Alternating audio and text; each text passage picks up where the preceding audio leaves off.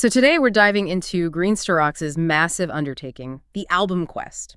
It's this huge project aiming to find the best album ever using a kind of World Cup bracket system. It's a really cool way to look at music, right?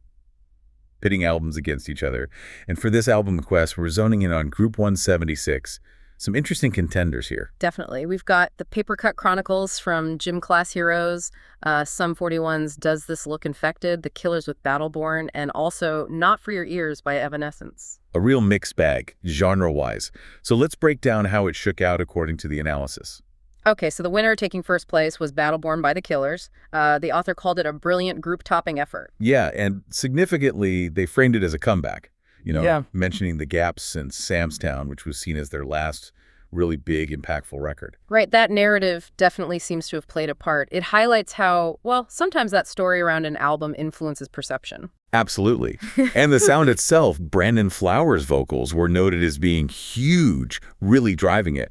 Plus, that mix of electronica with their, core rock sound. You really hear that on tracks like Here With Me, described as a powerfully yearning anthem, and Runaways, too. That just screams classic Killers, right? Yeah. Big, catchy sing-along chorus. Easy to see why it pushed them ahead. But then, the runner-up, coming in second, offered something completely different. Gym Class Heroes with the Papercut Chronicles. Ah, yes.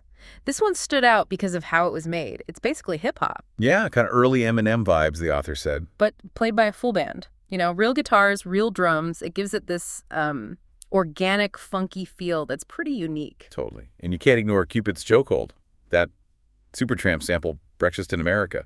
The author admitted feeling it was almost sacrilege at first. Yeah. But apparently, time changed that perspective. Now it's seen as, well, kind of a bold, clever move. It's aged well, maybe. And there were other cool details mentioned, like the cheeky Stephen Hawking sample at the start. Oh, yeah. And Taxi Driver name-dropping bands like My Chemical Romance, Fall Out Boy. It's very self-aware. That originality clearly resonated. Definitely secured that second spot. Okay, so moving down. Third place went to Evanescence's Not For Your Ears. Right. And this one's interesting because it's actually a collection of demos, right? Stuff from before Fallen came out. Exactly. And the material is strong. You hear early versions of Whisper, Tourniquet, Bring Me Back to Life. They're clearly powerful songs even then. But that's almost the problem, isn't it? It makes you think, wow, these are great songs, but then you just want to listen to the fully produced versions on Fallen. Yeah, it ends up being more of an enjoyable curiosity, as the source put it. Interesting for fans, but maybe not standing up as a complete album experience against the others here. Makes sense. Which leaves Sum 41 in fourth place with Does This Look Infected? And the take here was that the album kind of hides some pretty solid musicianship under this really aggressive punk veneer. Yeah, like super riff heavy, lots of shouting, maybe drawing comparisons to Green Day or The Offspring.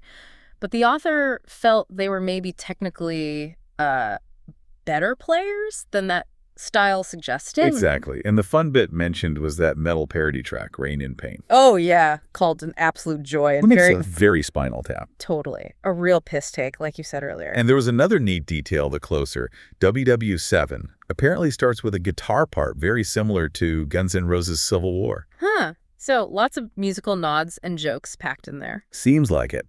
But ultimately, in this group's ranking, the polish of the Killers and the, let's say, genre-bending originality of Gym Class Heroes won out. So yeah, the final order. Killers, Gym Class Heroes, Evanescence, Sum 41. It really shows how this album quest looks at things like production, nostalgia, originality. It all plays a role. It really does.